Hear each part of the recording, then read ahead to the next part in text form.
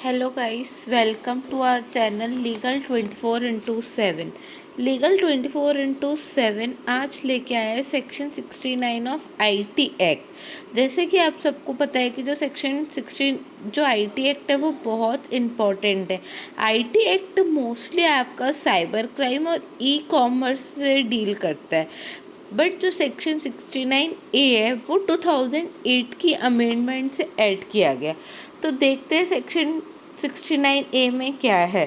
Section 69A mainly central government को power देता है कि वो कोई भी डायरेक्शंस इशू कर सके regarding blocking of public access. बहुत सारे कंटेंट या बहुत सारा मटेरियल ऐसा होता है जो सोशल नेटवर्किंग पे वायरल होता रहता है, जो कि हमारी सॉवर्निटी को, हमारे डिफेंस को हार्म कर सकता है। तो उन सब चीज़ों को ब्लॉक करने के लिए, वहाँ से हटाने के लिए सेंट्रल गवर्नमेंट के पास कुछ पावर्स है। बट सेंट्रल गवर्नमेंट क्या अपनी मर्जी से उन सबको हटा सकता है? नहीं। सेक्शन 69A का सब क्लॉज ये भी बोलता है कि जब भी सेंट्रल गवर्नमेंट ऐसा कुछ करेगा, ऐसे कोई हटाएगा, तो वो सबसे पहले एक रिटन ऑर्डर देगा और उसमें रीज़न भी बताएगा कि वो क्यों हटा रहा है, क्या रीज़न है। वो सारी चीज़ें एक रिटन ऑर्डर में लिखेगा और उसके साथ साथ क्या प्रोसीजर फॉलो होगा, क्या रूल्स लेट डाउन किए जाएंगे, वो आईटी रूल्स 2021 में सब कुछ बताए गए कि क्या क्या कैसे रूल्स होंगे, कैसे उसको लगाया जाएगा, उसको क्यों हटाया जाएगा।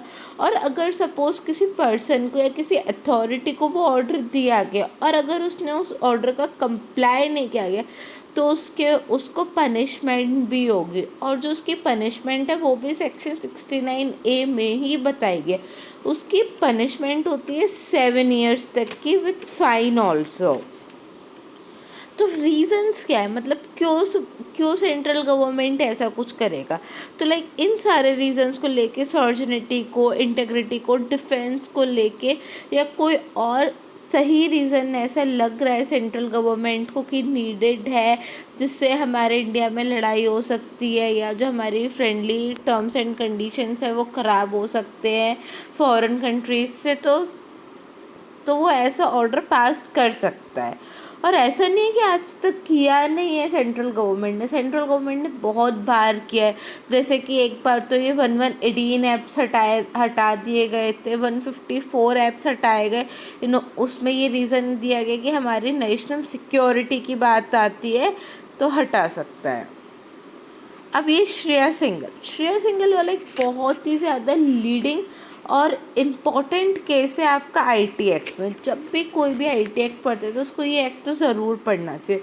सबसे पहले तो इस सेक्शन में मेनली तो स्ट्रक डाउन किया गया सेक्शन 66A, और ये बोला गया कि जो सेक्शन 66A है वो अनकॉन्स्टिट्यूशनल है। वो आर्टिकल 19(1)(a) और आर्टिकल 19(2) का वॉयलेशन में है।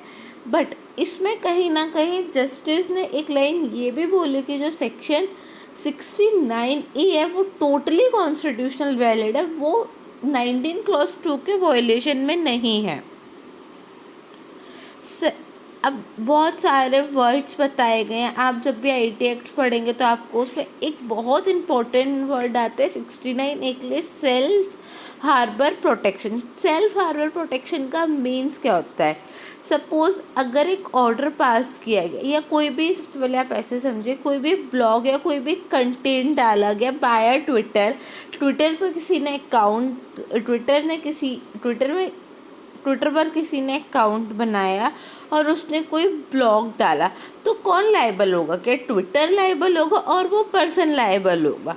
तो सेल्फ हार्बर प्रोटेक्शन एक एज अ लीगल टर्म है और एज अ लीगल प्रोटेक्शन की तरह से यूज़ किया जाता है। इसमें ये बोला गया कि अगर ऐसा कुछ होता है कि सर्टेन रूल और सर्टेन कंडीशंस, अगर ट्विटर कुछ कंडीशंस को फुलफिल करता है, देन ट्विटर लायबल नहीं होगा। ट्विटर के बदले जिस पर्सन ने वो कंटेंट डाला है वो लायबल होगा। और अगर गवर्नमेंट चाहे तो उस पर्सन को डायरेक्टली अलाउ भी कर सकती है। It is a kind of legal immunity given to the intermediators. अब जैसे कि आजकल आप रिसेंटली आपने न्यूज़ में देखा ही होगा कि ट्विटर ने कर्नाटका हाई कोर्ट में गवर्नमेंट के अगेंस्ट एक पिटीशन फाइल करी है। और आप सबको वैसे भी पता होगा कि ट्विटर और गवर्नमेंट के अगेंस्ट बहुत सारी चीज़ें चली, तो ऐसा क्यों? एक बार गवर्नमेंट ने ट्विटर को ऑर्डर पास किया था रिगार्डिंग सब ब्लॉगिंग, और कुछ पर्सन ने ट्विटर पे कुछ पोस्ट किया था, तो उसके अगेंस्ट में जाके गवर्नमेंट ने ट्विटर्स को कुछ ऑर्डर किए गए थे, जो कि उनको ऑर्डर का फुलफिलमेंट करना था 4 जुलाई तक। बट कुछ नोटिस भी दिए गवर्नमेंट ने, बट उन्होंने ट्विटर ने उसका कंप्लाई नहीं किया गया। But in the last day बोला जाता है कि ट्विटर ने जो सारे ऑर्डर्स थे उनका कंप्लाई कर लिया, but according to Twitter IT act में कुछ चेंजेस होने चाहिए। ट्विटर के हिसाब से जो सेंट्रल गवर्नमेंट है वो मिसयूज़ कर रही है इस एक्ट का, और यहाँ पे कुछ अमेंडमेंट और कुछ चेंजेस आने चाहिए। इसलिए ट्विटर ने एक पिटीशन फाइल की है कर्नाटका हाई कोर्ट में। तो अब देखते हैं कर्नाटका हाई कोर्ट इसका क्या आंसर देती है, या कर्नाटका हाई कोर्ट इसके अगेंस्ट क्या एक्शन लेती है। तो ये सब जानने के लिए आप बने रहिए हमारे साथ। Thank you. Happy learning.